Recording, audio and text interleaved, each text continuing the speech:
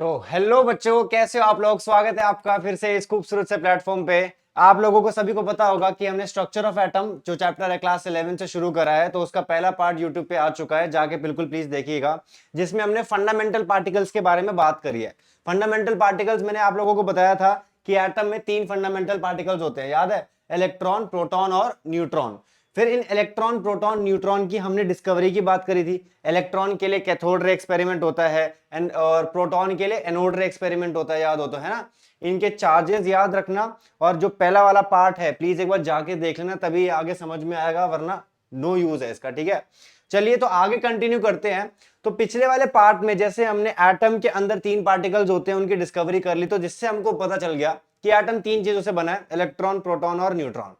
इसके बाद कई सारे साइंटिस्ट आए और उन्होंने मॉडल ऑफ एटम दिया। क्या दिया? Model of atom. अब मॉडल ऑफ एटम क्या था कि भैया ठीक है, एटम इन 3 चीजों से बना है, इलेक्ट्रॉन, प्रोटॉन और न्यूट्रॉन से।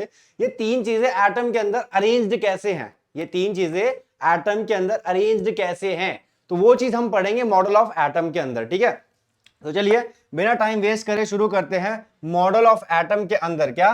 मॉडल ऑफ एटम के अंदर जो हमारे पास सबसे पहला मॉडल आता है, ठीक है, वो पहला मॉडल कौन था? Thompson model of atom. क्या है? Thompson model of atom. अब हमारे थॉमसन भैया आए, ठीक है, सबसे पहले साइंटिस्ट जिनका हमने मॉडल पढ़ना है। तो इन्होंने क्या बोला? इन्होंने बोला कि भैया आपका जो एटम है, ठीक है, उसके अंदर ये फंडामेंटल पार्टिकल्स हैं और वो अरेंज्ड कैसे हैं वो इसने बताया। अब वो क्या बताया इसने, वो देख लेते हैं एक बार।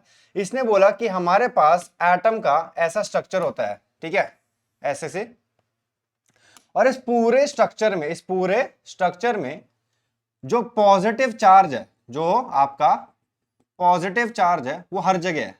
पॉजिटिव चार्ज क्या? हर जगह है। समझ आ रहा है? थॉमसन के अकॉर्डिंग जो हमारा प्रोटॉन है, पॉजिटिवली चार्ज पार्टिकल्स हैं, वो इस पूरे सर्कल में है। पूरा सर्कल, जो पूरा सर्कल है आपका, ये क्या है? पॉजिटिवली चार्ज है। और इसके अंदर आपके छोटे छोटे इलेक्ट्रॉन्स हैं। क्या है? बीच बीच में इलेक्ट्रॉन्स क्या है? एम्बेडेड हैं। क्या है? बीच बीच में इलेक्ट्रॉन्स ऐसे एम्बेडेड हैं। ठीक है, अब इसी के सेंस में थॉमसन मॉडल ऑफ एटम को और क्या बोलते हैं? वाटरमेलन मॉडल भी बोलते हैं। क्या बोलते हैं? वाटरमेलन मॉडल, या फिर पुडिंग मॉडल भी बोलते हैं। क्या बोलते हैं बच्चों? पुडिंग मॉडल भी बोलते हैं। ठीक है जी। अब वाटरमेलन मॉडल क्या होता है? वाटरमेलन के मतलब ऐसे समझो कि आपके पास एक वाटरमेलन होता है ना, क्या ऐसे वाटरमेलन होता है, तो ये पूरा वाटरमेलन रेड कलर का होता है। क्या होता है? ऐसे रेड कलर का होता है। ये पूरा का पूरा क्या है? वाटरमेलन जो होता है रेड कलर का होता है ना। तो ये जो पूरा रेड पोर्शन है आपका, ये जो पूरा आपका रेड पोर्शन है, ये आपका क्या है? ये आपका प्रोटॉन है। क्या है ये? प्रोटॉन है, यानी कि positively charged particle. Positively charged particle. Clear हो गया जी? Positively charged particle. ठीक है, अब इसके अंदर, वाटरमेलन के अंदर ऐसे छोटे छोटे सीड्स होते हैं। क्या होते हैं? ऐसे छोटे छोटे सीड्स होते हैं ना, ऐसे, ये। तो ये जो आपके सीड्स हैं, ये बच्चों आपके इलेक्ट्रॉन है। क्या है ये? ये आपके इलेक्ट्रॉन है, यानी कि negatively charged particle. Negatively charged particle. Clear है? तो थॉमसन के अकॉर्डिंग एटम का स्ट्रक्चर कैसा होता है? एटम का पूरा स्ट्रक्चर पॉजिटिवली चार्ज्ड है।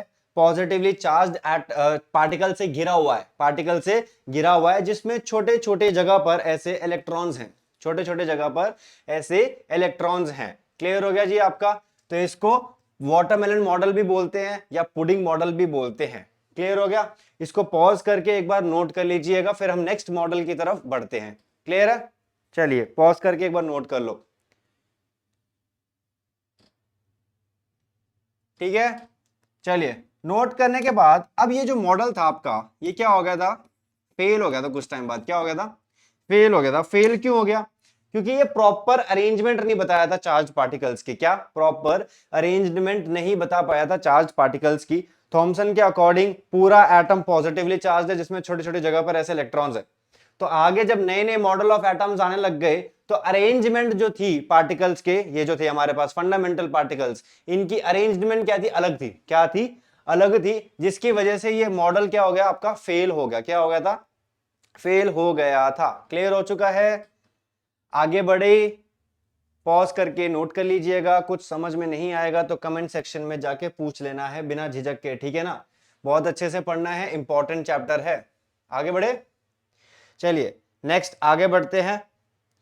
जो अब हमारे पास सेकंड मॉडल ऑफ एटम आता है ना, वो कौन आया था, रुदरफोर्ड। कौन आया था, रुदरफोर्ड आया था, ठीक है जी।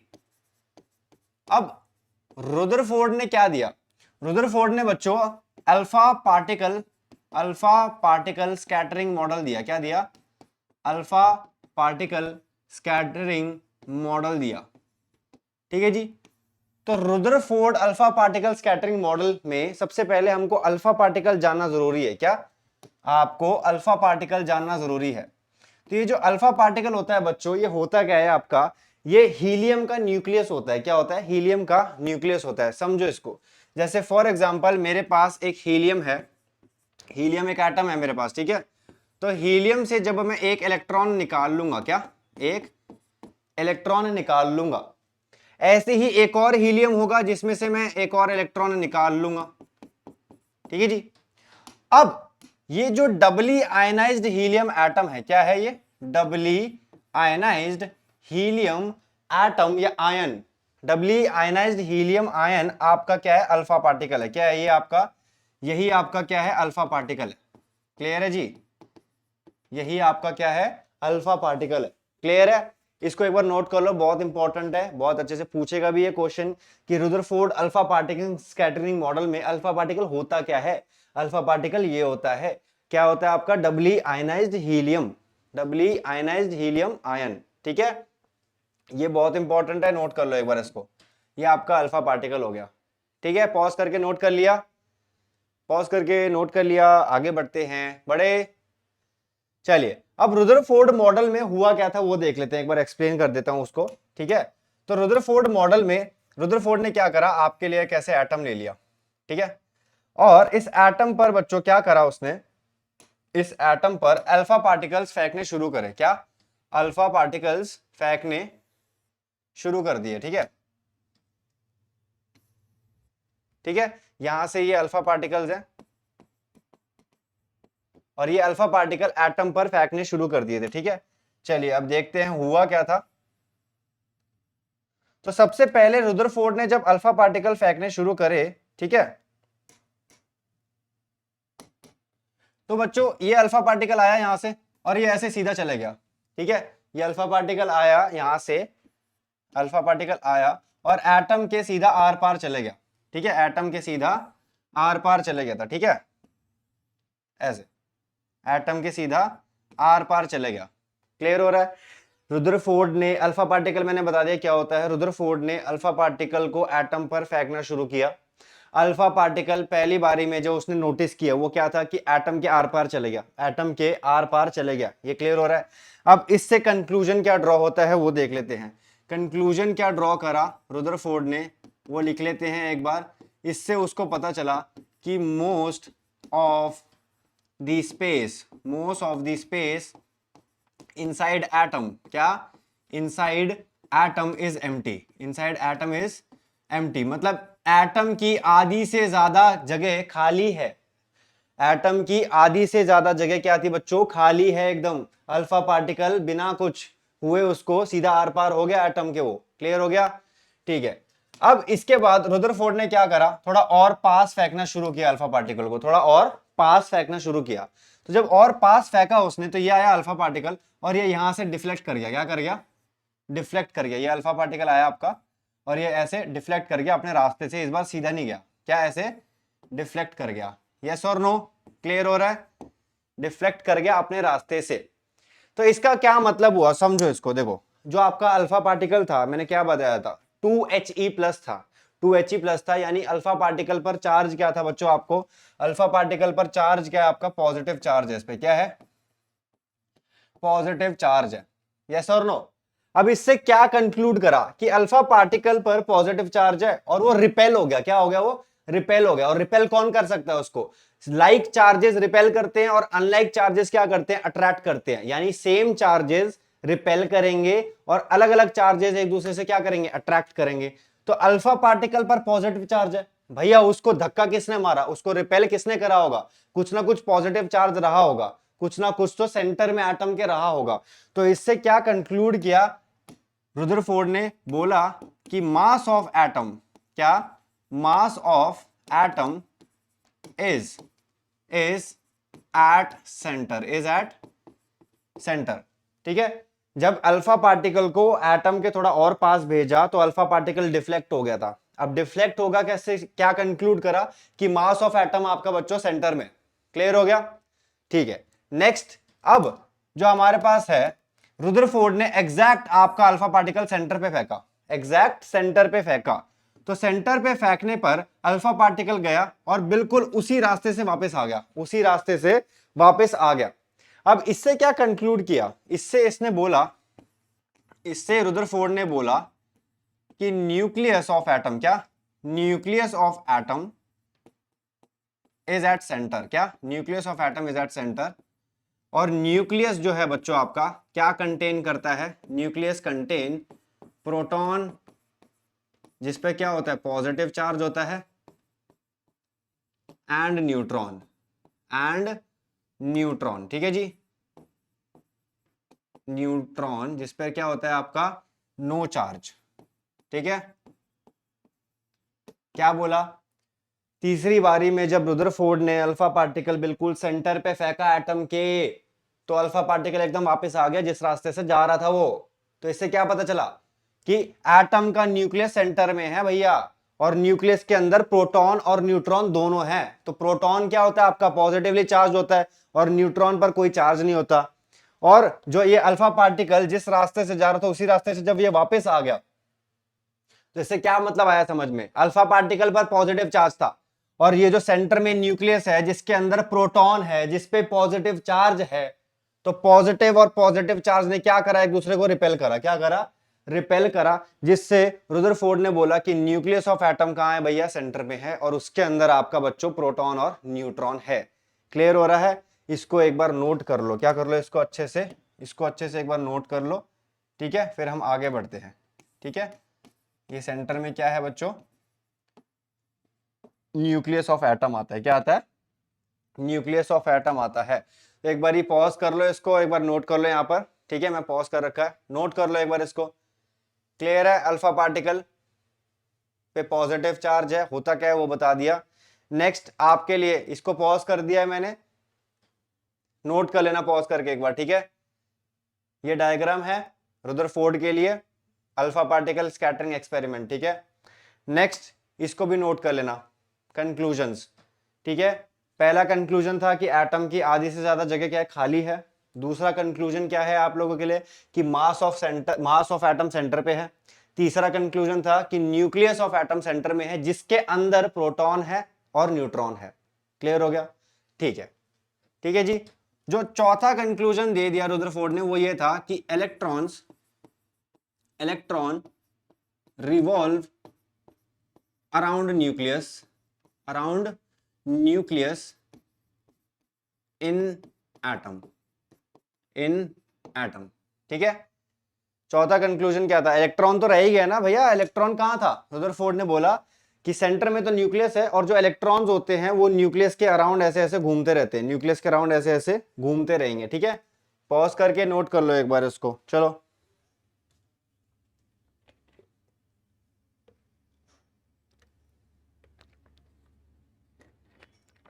ठीक है, क्लियर हो गया?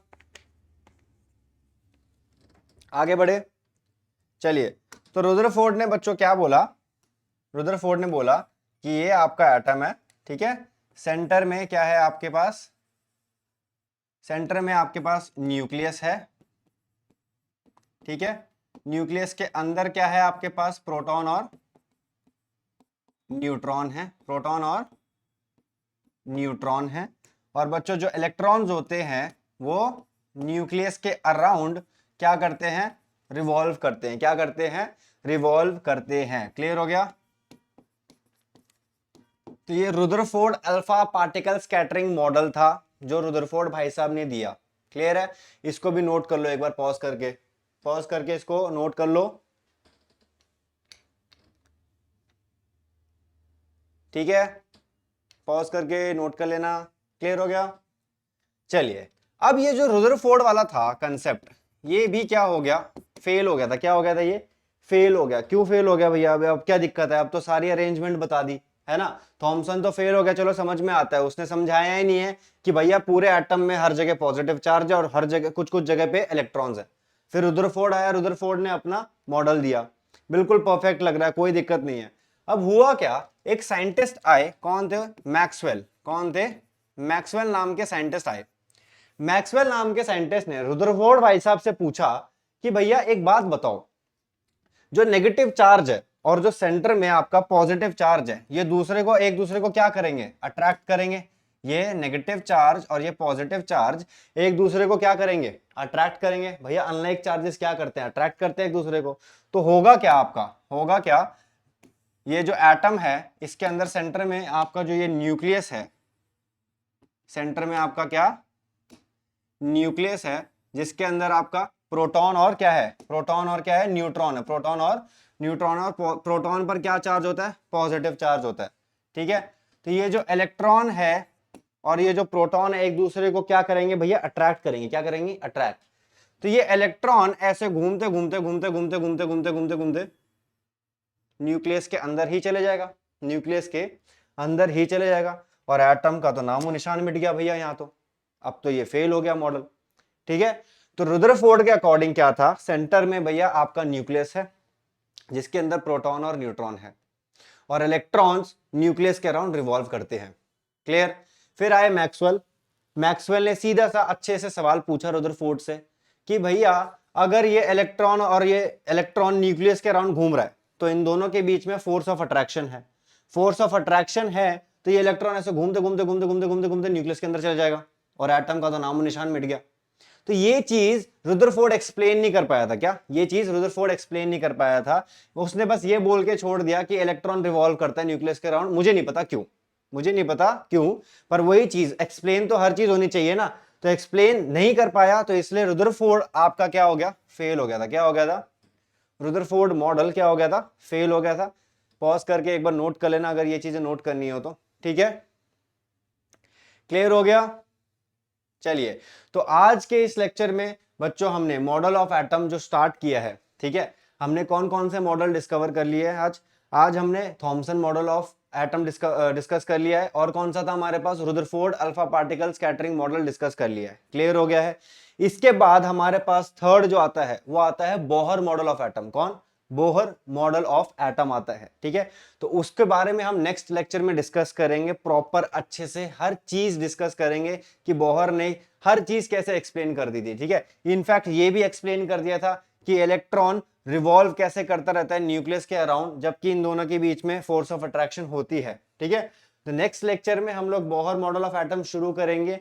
आई रिकमेंड कि पहला वाला लेक्चर और ये वाला लेक्चर अच्छे से देख लेना। कोई डाउट्स होंगे तो प्लीज कमेंट सेक्शन में जाके आप पूछ लीजिएगा आराम से। ठीक है, कोई दिक्कत नहीं है और अच्छे से मन लगा के पढ़ाई करनी है। ठीक है ना, कोई घबराने वाली बात नहीं है। थोड़ा सा बड़ा चैप्टर है, न्यूमेरिकल बेस्ड चैप्टर है, तो अच्छे से हर चीज डिटेल में सॉल्व करेंगे। ठीक है ना, तो चलिए इसी के साथ साथ पढ़ते रहिएगा and all the very best.